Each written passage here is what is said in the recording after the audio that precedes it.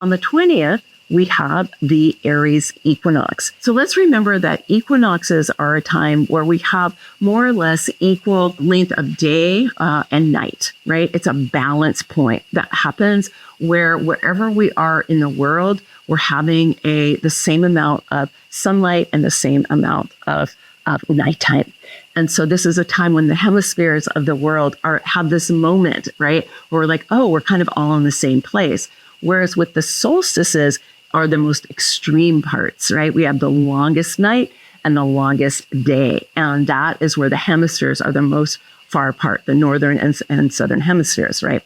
But the equinoxes are where we're the most together. So there is this sense of global oneness that can happen during the equinoxes because there is this sense that we're all having the experience under the sun and on the earth at this time. So there's a lot that's happening here, a lot that's ending, a lot that's beginning. The astrological year ends with the equinox, right? The end of Pisces, we move into Aries, the creator degree, right? So with this equinox, we're moving into the creator degree. We're moving into the age of Aquarius. There's a lot going on.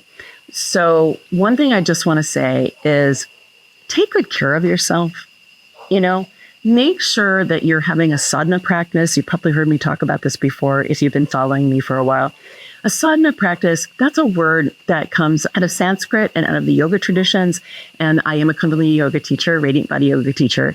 And we always encourage people to have a daily sadhana practice, which in the yoga traditions has different formats, right?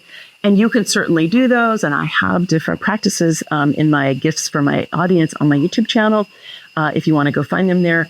But it's just really a matter of you meeting you, where you carve out time where you're not paying attention to the outer world. You're not paying attention to other people. You're not even necessarily paying attention to things like your work, right? You're paying attention to how do I feel on the inside? What's going on with me emotionally? How is my body doing, right? What does she need? What's my emotional, mental state like, right? You're paying attention to those things and you're looking at what's been going on. How have you been showing up? Are you happy with how you've been showing up? Is there anything that you need to shift? Are there any ways you want to make amends to somebody because maybe you spoke to them in a way that you would rather have not have done?